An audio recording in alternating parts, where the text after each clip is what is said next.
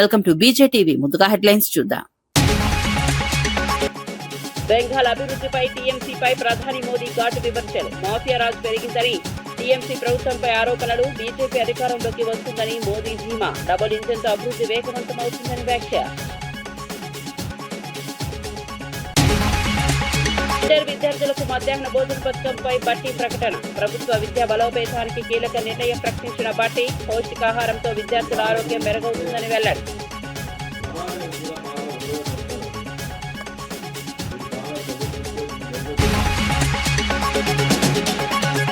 జగన్పై అచ్చెన్నాయుడు సంచలన వ్యాఖ్యలు. వైఎస్ మరణ సమయంలో జగన్ ఎక్కడున్నారో చెప్పాలని ప్రశ్న. సీఎం పదవి కోసం తొందరపడ్డారని అచ్చెన్నాయుడు ఆరోపణలు. నిజాలు బయటపెట్టాలని జగన్పై అచ్చెన్నాయుడు డిమాండ్.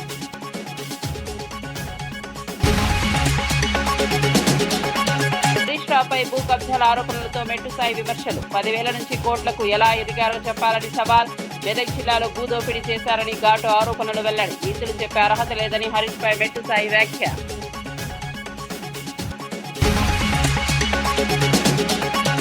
భూ కబ్జాలపై బీఆర్ఎస్ నిలదీసిన ఎంపీ రఘునందన్ రావు. పటాన్చెరులో ప్రభుత్వ భూముల ఆక్రమణలపై తీవ్ర ఆరోపణలు. అభివృద్ధి పేరుతో కబ్జాలు జరుగుతున్నాయని ఎంపీ వ్యాఖ్య. ఈ అంశంపై పూర్తి విచారణ జరపాలని ప్రభుత్వానికి డిమాండ్.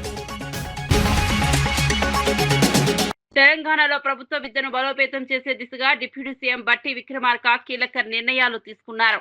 రానున్న విద్యా సంవత్సరం నుంచి ఇంటర్ విద్యార్థులకు కూడా మధ్యాహ్న భోజన పథకం అమలు చేస్తామని తెలిపారు. పౌష్టికాహారంతో పాటు రవాణా సౌకర్యాలు కూడా కల్పించనున్నట్లు చెప్పారు. ఖమ్మం జిల్లా బోనకల్లో జరిగిన కార్యక్రమంలో ఆయన ఈ ప్రకటన చేశారు. ప్రభుత్వ పాఠశాలను ప్రైవేటుకు పోటీగా తీర్చిదిద్దడమే లక్ష్యమని పేర్కొన్నారు. విద్యార్థుల ఆరోగ్యం, హాజరు శాతం పెరగడానికి పథకం ఉపయోగపడుతుందని తెలిపారు. ముఖ్యంగా విద్యపైన దృష్టి సారించి పెద్ద ఎత్తున మన మానవ వనరులు ఈ రాష్ట్రంలో పుట్టిన ప్రతి బిడ్డ బాగా చదువుకోవాలి.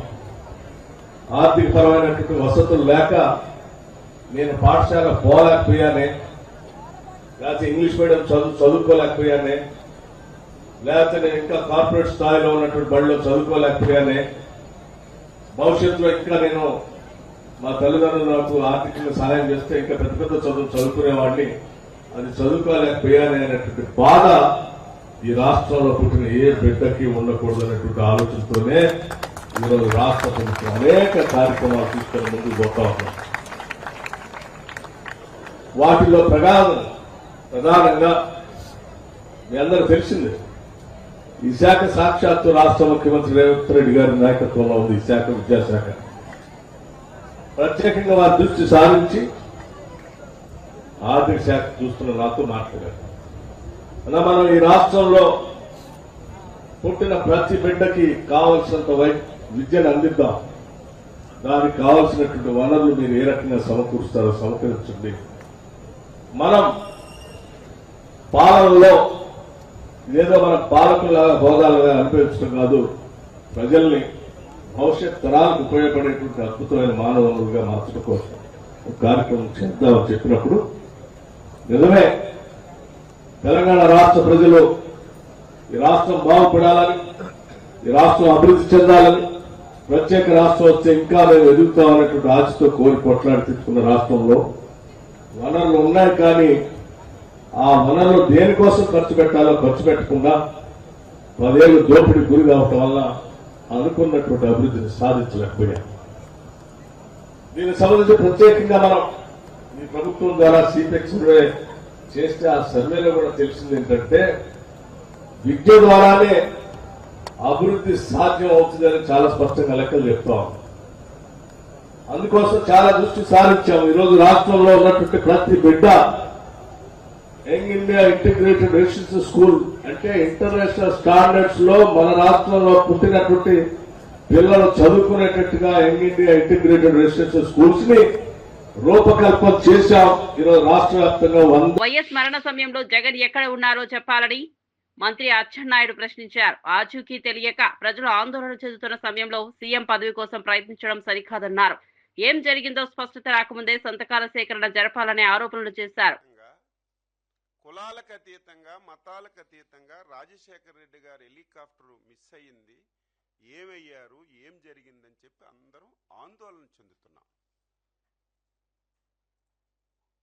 ఈవెన్ మా పార్టీ అధ్యక్షులు కూడా చంద్రబాబు నాయుడు గారు ప్రత్యేకమైనటువంటి టెలికాన్ఫరెన్స్ తీసుకొని మీరు కూడా అన్వేషించండి, ఎక్కడైనా సరే సమాచారం దొరుకుతుందా, ఎక్కడైనా ఏమైనా ఇన్సిడెంట్ జరిగిందని చెప్పి చంద్రబాబు నాయుడు గారు కూడా ఆందోళన చెంది ఆయన యొక్క ఆసూకీ గురించి ఏ విధంగా ఆందోళన చెందామో ఇక్కడ చాలామంది పాత్రికేయులు ఉండుంటారు, చాలామందికి ఈ విషయం తెలుసుంటుంది. రాజశేఖర్ రెడ్డి గారు చనిపోయే సమయంలో నువ్వు ఎక్కడున్నావో చెప్పవలసినటువంటి బాధ్యత నీకుంది. ఆ సమయంలో ఇతర రాష్ట్రాల్లో నువ్వు ఉండవలసినటువంటి అవసరం ఏమొచ్చిందని చెప్పి నేను అడుగుతున్నాను.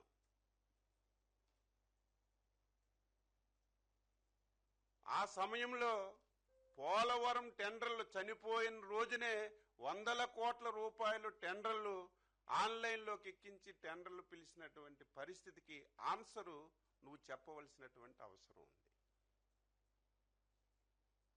దీనన్నింటికీ మించి అందరము ఆందోళన చెందుతుంటే ఏమయ్యారో ఆచోకీ మనకు తెలియటం లేదని చెప్పి ప్రతి ఒక్కరూ అదే ప్రయత్నంలో ఉంటే నువ్వు చేసిన పనేంటి? అప్పటికే నిర్ధారణ కాలేదు, మిస్ అయ్యారా, చనిపోయారా, ఏం జరిగిందో నిర్ధారణ కాలేదు. అంతకంటే ముందే నువ్వు ముఖ్యమంత్రి పదవి గురించి సంతకాలు సేకరణ చేసిన విషయం కూడా ఈ సందర్భంగా రాష్ట్ర ప్రజానీకానికి గుర్తు చేస్తున్నాను. వైసీపీ నేత వెన్నపూస రవీందర్ రెడ్డి కేంద్ర నిధుల విడుదలపై ప్రభుత్వంపై ఆరోపణలు చేశారు. 15వ ఆర్థిక సంఘం కింద వచ్చిన 1026 కోట్లను విడుదల చేయకుండా ఆలస్యం చేశారని విమర్శించారు. గ్రామ సర్పంచులు చేసిన పనులకు నిధులు ఇవ్వకుండా మానసిక ఒత్తిడికి గురి చేశారని అన్నారు. పోరాటాల తర్వాతే నిధులు విడుదలయ్యాయని తెలిపారు. నిధులను మళ్లించడంలో భాగంగానే ఈ నిర్ణయాలు తీసుకున్నారా అని ప్రశ్నించారు.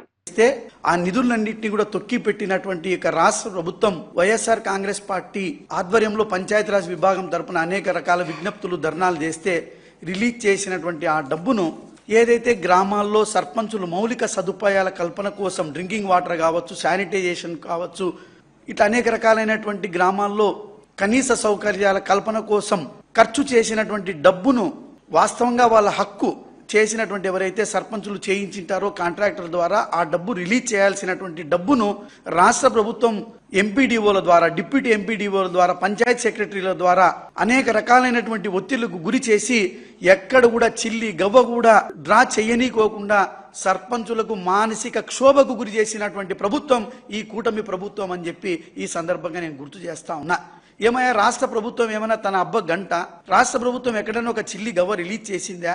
కేంద్ర ప్రభుత్వం రిలీజ్ చేస్తే దాన్ని కూడా మీరు దారి మళ్ళించి తొక్కి పెడితే సర్పంచులందరూ కూడా కలిసి అనేక రకాల పోరాటాలు నిర్మిస్తే ఆ పోరాటాల ద్వారా వచ్చినటువంటి అకౌంట్లలో, వాళ్ళ పడినటువంటి అకౌంట్లలో కూడా డబ్బుని డ్రా చేయనీకోకుండా ఈ రకమైనటువంటి క్షోభకు గురి చేయడం ఎంతవరకు సమంజసం అని చెప్పి ఈ సందర్భంగా చంద్రబాబు నాయుడిని, పవన్ కళ్యాణ్ని నేను ఈ సందర్భంగా ప్రశ్నిస్తా ఉన్నాం. ఏమయ్యా, అర్థం ఉంది? ఏమైనా మీకు ఏమైనా బుద్ధి ఉందా? ఇదేనా సుపరిపాలన అంటే అని చెప్పి కూడా ఈ సందర్భంగా నేను అడుగుతా ఉన్నా. తెలుగుదేశం పార్టీ నాయకుల్ని పందికొక్కుల మాదిరిగా మేపడం కోసం ఈరోజు కేంద్ర ప్రభుత్వం విడుదల చేసినటువంటి డబ్బునంతా కూడా స్పెషల్ ఆఫీసర్ల పరిపాలనలో తమకు నచ్చినటువంటి అధికారులను పెట్టుకుని పంచాయత్ సెక్రటరీ, స్పెషల్ ఆఫీసర్ కలిసి ఈ డబ్బునంతా కూడా ఈ జీవోల పేరుతో డబ్బుని డైవర్ట్ చేయడంలో భాగం కాదా అని చెప్పి కూడా ఈ రాష్ట్ర ప్రభుత్వాన్ని మేము అడుగుతా ఉన్నాం. ఇదే రాష్ట్ర ఎన్నికల సంఘం సెప్టెంబర్లోనే ఎన్నికలకు సంబంధించినటువంటి కరెస్పాండెన్స్ చేసింది. ఎందుకంటే ఏప్రిల్ 2వ తేదీ పదవీ కాలం అయిపోతుంది. వచ్చేటువంటి ఎన్నికలకు స్టేట్ ఎలక్షన్ కమిషన్ సంసిద్ధతను వ్యక్తం చేస్తూ ఈ యొక్క ఎన్నికలకు సంబంధించినటువంటి తగు చర్యలు తీసుకోండి అని చెప్పి కరెస్పాండెన్స్ చేస్తే ఈ రోజు కూడా బీసీ జనాభాను ఈ రోజు కూడా డిసైడ్ చేయకుండా, జీవోను రిలీజ్ చేయకుండా ఈ యొక్క ఎన్నికలన్నింటినీ కూడా తొక్కిపెట్టి ఈ యొక్క కేంద్రం నుంచి వచ్చేటువంటి నిధులన్నింటినీ కూడా దారి మళ్లించేటువంటి కుట్ర కాదా అని చెప్పి కూడా ఈ సందర్భంగా నేను అడుగుతా ఉన్నా. అదేవిధంగా సర్పంచులందరూ కూడా పెద్ద ఎత్తున హైకోర్టులో రిట్ పిటిషన్లు దాఖలు చేయడం జరిగింది. అయితే రిట్ పిటిషన్లు దాఖలు చేస్తే హైకోర్టు ముట్టికాయలు వేసినప్పటికీ కూడా ప్రతి గ్రామంలో కూడా ఏదైతే పద్ధతి మేరకు గ్రామ తీర్మానం కాపీలు ఖచ్చితమైనటువంటి. పశ్చిమ బెంగాల్ అసోల్నోల్స్ లో జరిగిన బహిరంగ సభలో ప్రధాని నరేంద్ర మోదీ టీఎంసీ ప్రభుత్వంపై తీవ్ర విమర్శలు చేశారు. రాష్ట్ర అభివృద్ధి వెనకబడిందని, మాఫియా రాజ్ పెరిగిపోయిందని ఆరోపించారు. మే 4 తర్వాత బీజేపీ అధికారంలోకి వస్తుందని ధీమా వ్యక్తం చేశారు. డబుల్ ఇంజన్ సర్కార్తో అభివృద్ధి వేగవంతం అవుతుందని తెలిపారు. రాష్ట్రాన్ని దోచుకున్న ప్రతి ఒక్కరి లెక్క తేలుస్తామని హెచ్చరించారు. మహిళల భద్రతకు పెద్దపీట వేస్తామని హామీ ఇచ్చారు. कोयला माफिया, बालू माफिया, भू माफिया, ये सब इस पूरे इलाके पर बोझ बन गए हैं। बंगाली मानुष इससे परेशान है। साथियों, आसनसोल और दुर्गापुर का ये पूरा इलाका जो कभी बंगाली नहीं, पूरे देश के औद्योगिक विकास का बड़ा केंद्र था। साइकिल से लेकर रेल तक, पेपर से लेकर स्टील तक, एल्यूमिनियम से लेकर ग्लास तक, यहां कारखानों की लंबी चेन थी। पूरे देश से लोग यहां काम करने आते थे। लेकिन आज यहां उद्योगों का लगातार पलायन हो रहा है। यहां के युवाओं को घर छोड़कर बाहर जाना पड़ रहा है। पूरे बंगाल का यही हाल है। पूरा बंगाल इसी संकट से घिरा है। साथियों, मैं आपको कुछ आंकड़े भी बताना चाहता हूं।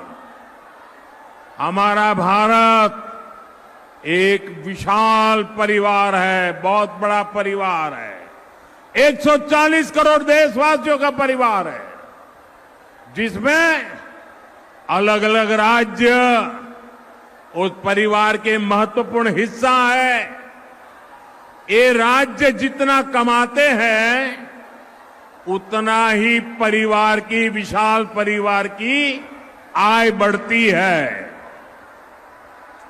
हमारा देश जब आजाद हुआ, तब पूरे भारत की कमाई अगर 100 रुपये थी, तो इसमें से 11-12 रुपये अकेले बंगाल कमाता था। 100 में से 12 रुपया। लेकिन यहां कांग्रेस और वामपंथी शासन ने सब कुछ तबाह कर दिया, बर्बाद कर दिया।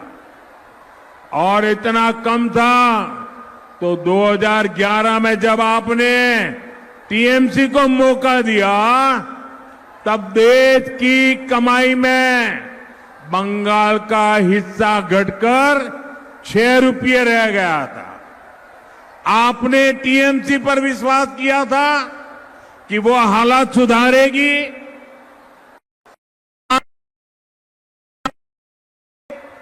लेकिन टीएमसी ने तो बंगाल के साथ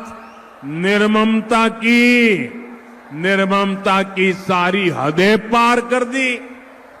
और आज क्या हालत है? आज अगर देश 100 रुपये कमाता है, तो बंगाल का योगदान सिर्फ 5-5.5 रुपये रह गया है। कभी 12 रुपया 100 में से, आज 5 रुपया 100 में से। साथियों, एक आम बंगाली, इसकी आमदनी लगातार कम हो रही है। కమలాపురం వైసీపీ ఇన్ఛార్జ్ నరేంద్ర రామాంజులరెడ్డి మీడియా అధినేత రాధాకృష్ణపై తీవ్ర వ్యాఖ్యలు చేశారు. మహిళలపై చేసిన వ్యాఖ్యలకు క్షమాపణ చెప్పాలని డిమాండ్ చేశారు. ఇప్పటికైనా క్షమాపణ చెప్పకపోతే తీవ్రంగా స్పందిస్తామని హెచ్చరించారు. ఇలాంటి వ్యాఖ్యలు సమాజంలో అసహనం పెంచుతాయని అన్నారు. మహిళల గౌరవాన్ని కించపరచడం సరికాదని మండిపడ్డారు. బాధ్యతాయుతంగా వ్యవహరించాలని సూచించారు. గడ్డి తింటాడా లేదా పెంట తింటాడా అని చెప్పేసి రాధాకృష్ణ గారికి సూటిగా ప్రశ్నిస్తూ, నువ్వు అంతగా పోలిక చేయాలనుకుంటే, అంతగా పోలిక తీసుకొని రావాలనుకుంటే జగన్మోహన్ రెడ్డి గారి మాటను వైఎస్ఆర్సీపీ పార్టీ తూచా తప్పకుండా పాటిస్తారని చెప్పొచ్చు. లేకపోతే వైఎస్ఆర్సీపీ పార్టీలో ఉండే వాళ్ళు లీడర్లు కాదు, జగన్మోహన్ రెడ్డి గారి భక్తులు అంటే అదొక పోలిక అంటే దానికి ఒక అర్థం ఉంది. ఇట్లాంటి పోలికలా చేసేది మీరు అంటే మీ మనసులో మహిళల పట్ల ఎటువంటి గౌరవం ఉందో, ఎటువంటి ఆలోచన ఉందో అనేది మనందరికీ కూడా తెలుస్తుందని చెప్పి తెలియజేసుకుంటూ, ఆఖరిగా రాధాకృష్ణ గారికి వైఎస్ఆర్సీపీ పార్టీ తరపున సూచన ఏంటంటే మహిళలకు బేషరతుగా క్షమాపణ చెప్పాలా. ఒకవేళ మేమేంది క్షమాపణ చెప్పేది అని చెప్పేసి వాళ్ళు భావిస్తున్నారు. అలా భావించేటట్టుగైతే రాధాకృష్ణ గారికి ఒక సూచన చేస్తున్నాం వైఎస్ఆర్సీపీ పార్టీ తరపు నుంచి. మీకు నచ్చిన దేవుణ్ణి బలంగా ముక్కుకోండి, మీకున్న పేపర్ను, మీకున్న టీవీని, మీకున్న డబ్బును ఖర్చు పెట్టండి. ఏదానికి మీ టైం బాగుండాలని, వైఎస్ఆర్సీపీ పార్టీ మళ్ళీ తిరిగి అధికారంలోకి రాకోకుండా ఉండాలని. ఒకవేళ తిరిగి వైఎస్ఆర్సీపీ పార్టీ అధికారంలోకి వస్తుంది, ఒకవేళ వచ్చిన తర్వాత మేము మిమ్మల్ని పొడుస్తాము, చంపుతాము, తొక్కుతాము, లేదా పాతరేస్తాము అవన్నీ చెప్పం కానీ. సో ప్రభుత్వ విప్ అద్దంకి దయాకర్ బీఆర్ఎస్ నేత హరీష్ రావుపై తీవ్రంగా స్పందించారు. మంత్రి పొంగులేటి కుటుంబానికి భూములతో సంబంధం ఉందన్న ఆరోపణలను ఖండించారు. శిల్పా ఇన్ఫ్రాటెక్, ఏక్యూఎం కంపెనీల్లో వాటాలు లేవని ఎంసీఏ పత్రాలు మీడియాకు చూపించారు. నాదర్గుల్ భూముల రిజిస్ట్రేషన్ బీఆర్ఎస్ పాలనలోనే జరిగిందని పేర్కొన్నారు. ఈ అంశంపై పూర్తి విచారణకు సిద్ధమా అని హరీష్ రావుకు సవాల్ విసిరారు. రాజకీయ ప్రయోజనాల కోసం తప్పుడు ఆరోపణలు చేయడం సరికాదని హెచ్చరించారు. మామ ఇప్పుడు కూడా కిమ్మనకుంటూ ఉండడానికి కారణం ఆయన సీక్రెట్ అంతా కూడా అల్లునికి తెలుసు కాబట్టి బ్లాక్మెయిల్. బిడ్డను కాదని, కొడుకును కాదని అల్లునికే భయపడడం వెనుక ఈయన బ్లాక్మెయిలే కారణం. ఇప్పుడు ఈ ప్రభుత్వంలోకి వచ్చినాక మూడో బ్లాక్మెయిల్ ఎందుకు? పొంగులేటి గారి దగ్గర ఉన్న సీక్రెట్ ఫైల్స్ ఇల్లయి, ఎవరి బీఆర్ఎస్ నాయకులై. దాంట్లో ఈయన ఇంకెక్కువ దందా. వాటిని నుంచి సేవ్ కావడానికి ఇప్పుడు మళ్ళీ బ్లాక్మెయిల్. ఒక అందమైన అబద్ధాల కుటుంబంలో బ్లాక్మెయిలర్ బయటపడ్డాడు. ఇప్పుడు ఆమె కూడా బయటపడుతుంది, చిన్నగా రూపాంతరం చెంది చంద్రముఖిగా మారుతుంది అక్క, కవితక్క. కేరళంలో మాట్లాడుతున్న చూసినాం కదా, బీజేపీ అదే మాట్లాడుతున్నది, సిపిఎం అదే మాట్లాడుతున్నది, బీఆర్ఎస్ అదే మాట్లాడుతున్నది, ఇవాళ కవిత కూడా అదే మాట్లాడుతున్నది.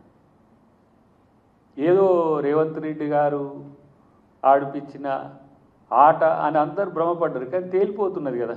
చివరికి అయ్యతో మంచి కావడానికో, ఆ టీఆర్ఎస్ పార్టీని తీసుకోవడానికో, మళ్ళీ ఆ ఓట్లు అటు ఇటు పోవడానికో మీ బ్రతుకులన్నీ బ్లాక్మెయిల్ లేనా? కనీసం హరీష్ రావుకు మాట్లాడేటప్పుడు ఇప్పుడు సరే నేనేమంటా అంటే ప్రతిపక్షంగా వాళ్ళు ప్రశ్నించే హక్కు కలిగి ఉన్నారు, కాదని లేము. కానీ అబద్ధాలను ఎందుకు చెప్తున్నారు?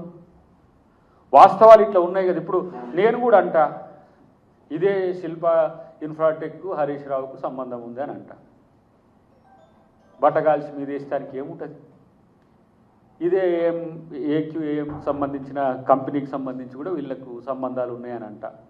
అసలు దేంతో సంబంధం లేదు మీకు. మీ ప్రభుత్వంలో లేని కంపెనీలు అవి, మీ ప్రభుత్వంలో మీరు బ్లాక్మెయిల్ చేయని కంపెనీలు అవి.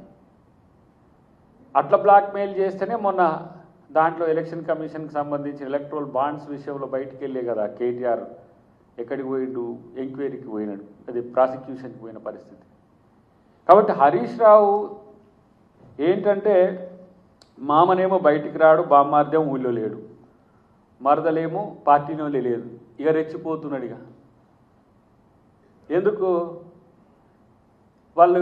వాళ్ళ అనుకూలమైన కొంతమందికి వార్తలు లేకుండా పోతున్న పరిస్థితుల్లో పొంగులేటి గారిని ఎంచుకొని బ్లాక్మెయిల్ చేస్తే ఓ పని అయిపోలే.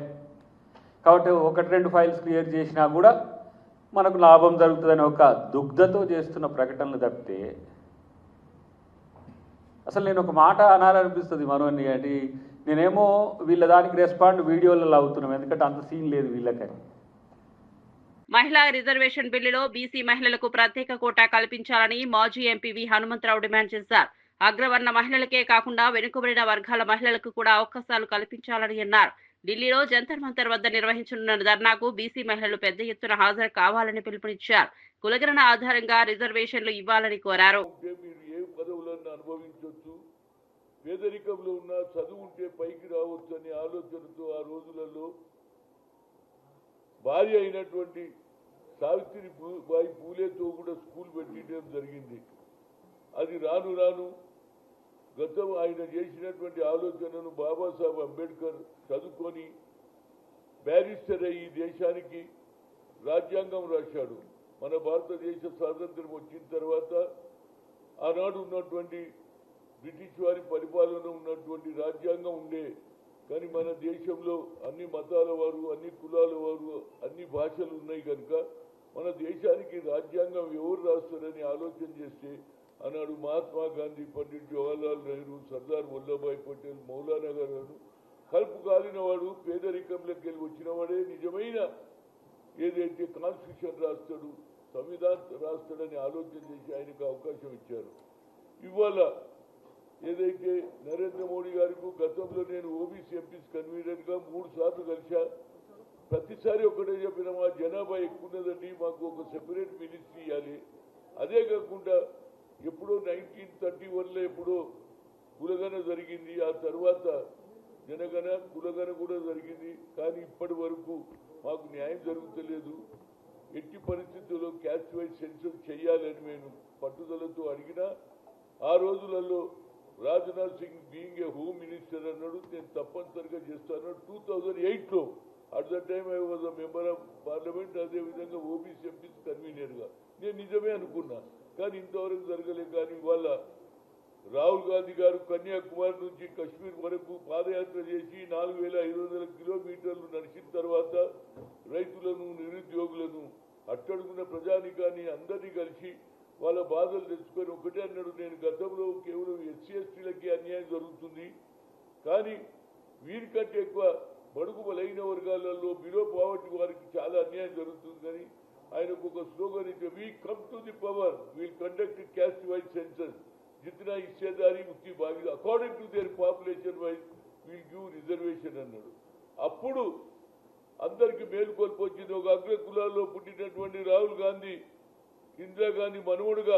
సంగారెడ్డి జిల్లా పటాన్చెరులో భూ కబ్జాలపై ఎంపీ రఘునందన్ రావు తీవ్ర విమర్శలు చేశారు. నేషనల్ హైవే విస్తరణ పనుల్లో భాగంగా సర్వే నంబర్ 428లో 2018 గుంటల భూమిని కబ్జా చేయడానికి ప్రయత్నాలు జరుగుతున్నాయని తెలిపారు. బీఆర్ఎస్ పాలనలో ప్రభుత్వ భూములు ఆక్రమించబడ్డాయని ఆరోపించారు. కబ్జాదారులకు అభివృద్ధి పనులతో సంబంధం లేదని స్పష్టం చేశారు. క్లాస్ రూములు 5th క్లాస్ ఏడుంది, 6th క్లాస్ ఏడుంది, క్లాస్ రూములతో సహా ఏ రూములో ఏ క్లాసు నడుస్తుంది కూడా ఇంత డీటెయిల్గా ఎగ్జామినేషన్ తోటి పంచనామా చేసి అప్పుడు ఉన్నటువంటి రెవెన్యూ అధికారులు ఇచ్చినటువంటి మ్యాపింగ్. ఇప్పుడు వీటన్నింటినీ కూలగొట్టిరు. ఒకవేళ నిజంగా బిల్డింగ్స్ పనికిరాదు అని ఎవరైనా ఇంజనీర్ చెప్తే సౌండ్నెస్ సర్టిఫికేట్ తీసుకొని పగలు కూలగొట్టుంది. నేషనల్ హైవే వాళ్ళకి ఏమవసరం ఉంటుంది? కాంపౌండ్ వాళ్ళు బయటనే మీరు కరెంటు స్తంభాలు వేస్తున్నారు కదా, మీరు కాంపౌండ్ వాళ్ళు లోపల 10 ఫీట్స్ పోయి స్కూల్ ఎందుకు కూలగొడుతున్నారు? ఎందుకు నేషనల్ హైవే అనే పేరు ఎందుకు వాడుతున్నారు? అంటే ఇక్కడ రోడ్డు మీద పని నడుస్తుంది కాబట్టి ఏ జరిగినా వాళ్ళ ఖాతాలోనే నూకేద్దామని కబ్జా చేద్దాం అనుకున్నటువంటి కొంతమంది వ్యక్తులు చేసినటువంటి కుట్రగా దీన్ని చూస్తూ ఉన్నాం. మేము 3, 3, 6, 3, 9, 10, 13 గుడిసెలు ఉన్నాయి ఇక్కడ మొత్తం. వాళ్ళ గుడిసెల బొమ్మలు కూడా క్లియర్గా చూపించారు. ఇది ఇప్పుడు ఏదో కోర్టు కేసు కోసం, పంచాయతీ కోసం కాదు. గవర్నమెంట్ కోర్టులో ఇచ్చిన అఫిడవిట్లో కాపీలు ఇవ్వండి. 13 గుడిసెలు ఉన్నట్టు ఇక్కడ డిమార్కెట్ చేసి కూడా చూపించింది. కాబట్టి దయచేసి మీడియా మిత్రులకు కూడా మా విజ్ఞప్తి, భారత ప్రభుత్వానికి, నేషనల్ హైవే డిపార్ట్మెంట్కి ఈ కూల్చివేతలకి సంబంధం లేదు. ఒకవేళ ఉంటే, మళ్ళీ చెప్తున్నా, ఒకవేళ ఉంటే లోకల్ సిట్టింగ్ ఎంపీగా నేషనల్ హైవే అధికారుల మీద కూడా కేసులు పెట్టమని చెప్పి నేనే జిల్లా కలెక్టర్ గారికి, జిల్లా ఎస్పీ గారికి రాతపూర్వకమైనటువంటి కంప్లైంట్ ఇస్తాను. మాజీ మంత్రి హరీష్ రావు ప్రభుత్వంపై తీవ్ర ఆరోపణలు చేశారు. మంత్రి పొంగులేటి చేసిన వ్యాఖ్యలతో అవినీతి వ్యవహారాలు బయటపడ్డాయని అన్నారు. సీఎం రేవంత్ రెడ్డి, బట్టి విక్రమార్క, జూపల్లి కృష్ణారావులపై కూడా ప్రశ్నలు లేవనెత్తారు. ప్రభుత్వంలో అవినీతి విస్తరించిందని విమర్శించారు. ప్రజల ముందు నిజాలు బయట పెడుతున్నామని తెలిపారు. పారదర్శకతతో వ్యవహరించాలని ప్రభుత్వాన్ని డిమాండ్ చేశారు. చూస్తా ఉంటే, ఆయన బూతులు మాట్లాడే విధానం చూస్తా ఉంటే ఎంత డిఫెన్స్ లో పడ్డాడో స్పష్టంగా రాష్ట్ర ప్రజలకు అర్థమైంది. సరకు లేనప్పుడు, సమాధానం లేనప్పుడు తిట్లకు ఎత్తుకుంటారు. నిన్న ఆయన చెప్పిన కథలు, ఆయన మాట్లాడినటువంటి భాష, ఆయన బాడీ లాంగ్వేజ్, ఆయన ఎంత డిఫెన్స్ లో పడ్డాడో రాష్ట్ర ప్రజలందరూ కూడా గమనించారు. సమాధానం లేదు గనుకనే నువ్వు తిట్ల రాగాన్ని అందుకున్నావు. ఇలా ఈ పొగరులేటి ఒక రాష్ట్ర మంత్రిగా కాకుండా రాఘవ కన్స్ట్రక్షన్ అధినేతగా మాట్లాడినట్టుగా ఆయన మాటలు ఉన్నాయి. ఎంతసేపు సంస్థను కాపాడుకోవాలి, కొడుకును కాపాడుకోవాలి, గొంతు జించుకోనో, తిట్లదండం అందుకోనో, పిట్టకథలు చెప్పో దాని నుంచి బయటపడాలనే ప్రయత్నం తాపత్రయపడ్డట్టుగా స్పష్టంగా కనబడ్డది. ఆయన ఎంత ఆయాసపడ్డాడో మనం చూసాం. చాలా ఆయాసపడ్డాడు. అంటే నేనొక్కడే అవినీతి పరుణ్ణి కాదు, నా సహచర మంత్రులందరూ కూడా అవినీతి పరులే అని పాపం వాళ్ళందరినీ కూడా తన కంటిన బురద వాళ్ళందరికీ అంటించే ప్రయత్నం చేశాడు. జూపల్లి కృష్ణారావు గారి కుంభకోణాన్ని ఆయనే బయట పెట్టాడు. ముఖ్యమంత్రి కుటుంబ సభ్యుల టెండర్ల కుంభకోణాన్ని ఆయనే బయట పెట్టుకున్నాడు. బట్టి విక్రమార్క గారి ఆర్థిక శాఖలో బిల్లులు ఇయ్యడానికి పర్సంటేజీల కుంభకోణాన్ని ఆయనే గుర్తు చేశాడు. అంటే ఈ రాష్ట్రంలో జరుగుతున్న అవినీతి కుంభకోణాల చిట్టా చదివి అరే నన్ను ఒక్కనే కాదు నా చుట్టూ ఉండే మంత్రుల కుంభకోణాలను కూడా రాష్ట్ర ప్రజలకు చెప్పే ప్రయత్నం చేసినాడు. అంటే ఆయన తాపత్రయము ఆయన ఎన్ఎస్యుఏ ఆవిర్భావ దినోత్సవం సందర్భంగా మంత్రి పొన్నం ప్రభాకర్ విద్యార్థి నాయకులకు శుభాకాంక్షలు తెలిపారు. రాజకీయాల్లో ఎదగాలనుకున్న యువతకు ఎన్ఎస్యుఐ దిక్సూచిగా నిలుస్తుందని పేర్కొన్నారు. విద్యార్థి ఉద్యమాల సమాజంలో మార్పుకు దోహదం చేస్తున్నాయని అన్నారు. కార్యకర్తలు ప్రజలకు చేరువుగా ఉండి సమస్యల పరిష్కారంలో ముందుండాలని సూచించారు. యువత రాజకీయాల్లో చురుగ్గా పాల్గొనాలని పిలుపునిచ్చారు.